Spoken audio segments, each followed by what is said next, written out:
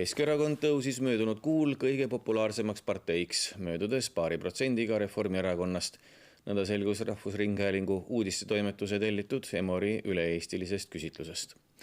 Sotsioloog Juhan Kivirähk usub, et lähiajal on oodata koalitsioonisisest häälte ümberjaotust. Kahe suure Reformierakonna ja Keskerakonna duellis midagi üllatavat pole. Ikka kord Piibeleht peal ja Vestman all ning siis jälle vastupidi. Siin lühiajalistel perioodidel võib üks tõusta ja teine langeda, aga kui vaadata ikkagi 3-4 kuu keskmisi, siis nende erakondade eelistajate osakaalud on enam-vähem võrdsed ja see seis on nüüd suhteliselt muutumatu olnud pikka aega. Avalik arvamus käitub siin üsnagi ratsionaalselt, jagades siiski toetust nendele poliitilistele jõududele, kellelt loodetakse, et nad suudavad kriisi lahendada. Keskerakonda toetas veebruaris 30% valijatest ehk 2% enam kui jaanuaris. Ühtlasi möödus Keskerakond Reformierakonnast, keda toetas 28% valijatest.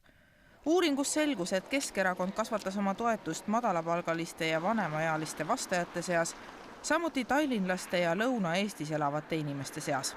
Keskerakonna puhul on alati toiminud see fenomen, et mida rohkem erakonda pekstakse, seda tugevamini tema toetajad erakonna ümber koonduvad.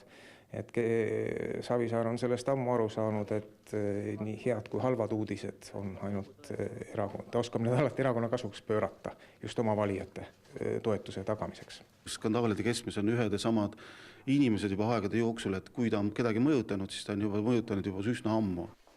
Keskerakonna hääli võiks ehk röövida ühtne Vene nimekiri, kui selline muidugi suudetaks kokku panna ja selle eesotsa valida ka tugev liider. Praegu toetavad Keskerakonda tervelt 84% Vene valijatest. Ühtne Vene nimekiri seda toetust kindlasti vähendaks, arvab Kivirähk. Veidi kasvatas veebruaris toetust Isamaa ja Res Publica Liit, keda toetas 14% valijatest. Sotsiaaldemokraatliku erakonda toetas 12% ning rohelisi 8% valijatest. Koalitsioonisisest häälte ümberjaotust pole veel toimunud, kuid see on kindlasti eesusuvad eksperdid.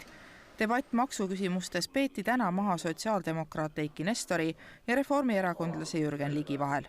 Ma usun, et reaalses valimissituatsioonis kahtlemata hakkavad ka praegu kokkuhoidvate partnerite vahel erimeelsused süvenema.